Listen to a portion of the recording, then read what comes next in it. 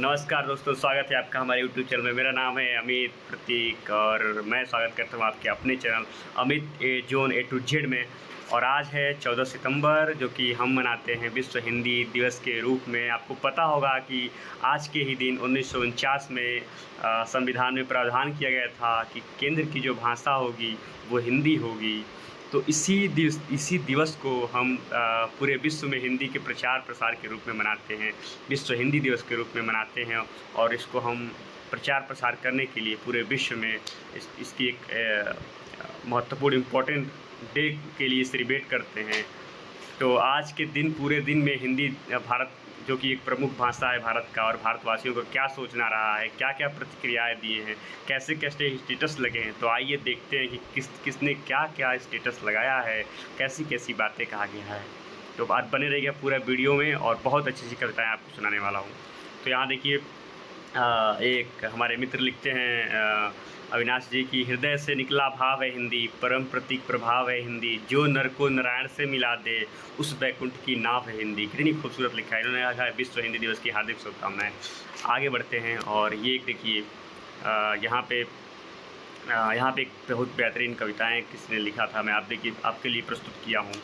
तो शब्दों का भंडार है हिंदी, हर लेखक का प्यार है हिंदी, संस्कृत का श्रृंगार है ऐसे जैसे सोहे माथे पर बिंदी, हर भाव हर प्रयास में हिंदी, जीवन के हर उल्लास में हिंदी, बसी जन जन के मन में हिंदी, भारत का विकास है हिंदी, शब्द पर इतराती हिंदी, कविता में लहराती हिंदी, सबको समझ में आई हिंदी, तभी तो हमको भाई हिंदी, देश की शान है हिंदी, हमारी पहचान है हिंदी, गर्व से हम बोले हिंदी, हम भारत की जान है हिंदी। ये अलका बलूनी पंत साहब जी लिखते हैं।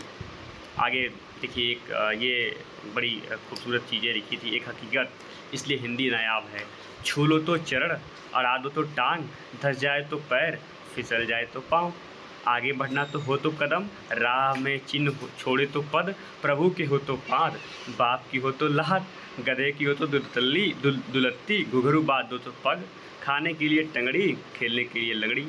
यहाँ देखिए प्रस्तुत किया गया था कि बताया गया है यहाँ पे इम्पोर्टेंस हिंदी का, कि किस तरह से आप एक शब्द को हिंदी को कई अर्थों में प्रयोग कर सकते हैं, और किस तरह से हिंदी का प्रयोग होता है। एक शब्द का कहाँ अलग अर्थ बदल जाते हैं और उसके अलग अलग भाव उत्पन्न होते हैं।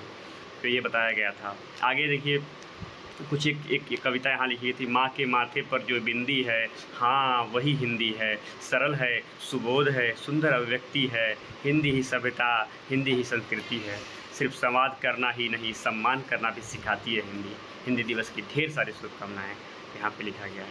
आइए आगे बढ़ते हैं और देखते हैं कि ये मैं जो आप स्क्रीन पे आप देख रहे होंगे, ये मैंने आचार्य प्रशांत जी के, जिनका मैं बहुत सम्मान करता हूँ, बहुत आदर करता हूँ। तो उन्होंने ये प्रस्तुत किया था यहाँ पे, अपने फेसबुक आईडी पे डाला हुआ था, उनके फेसबुक पेज से मैंने लिया है।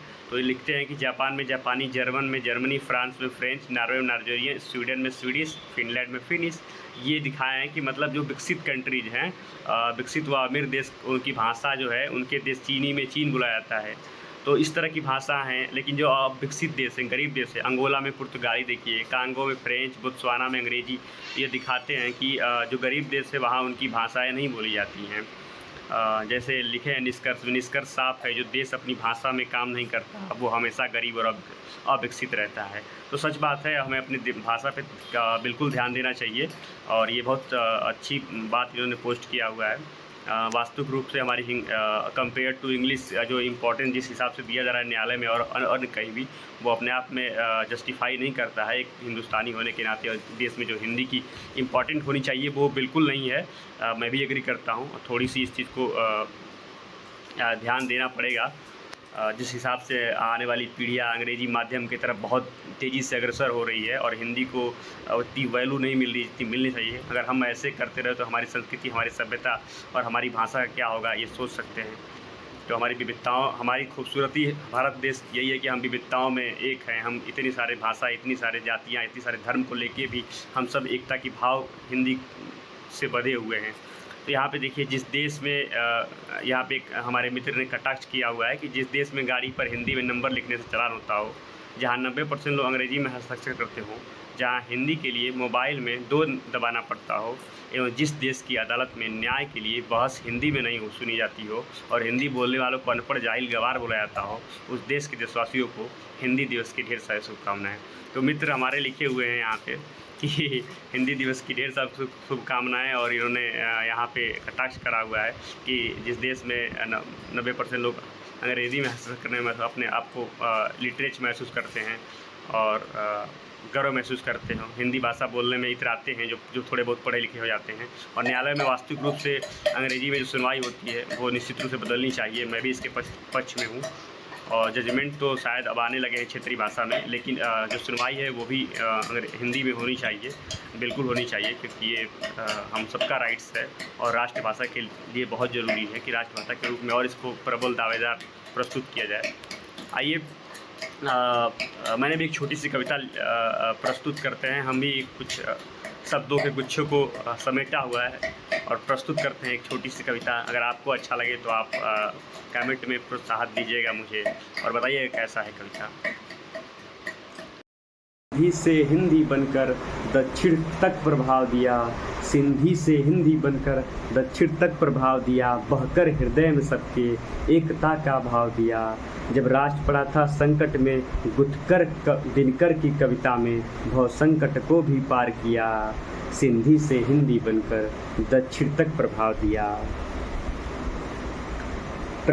पाली प्राकृत अवध से हिंदी बनकर विश्व में पहचान दिया, सिंधु से गंगा में बहकर कावेरी तक प्रसार किया।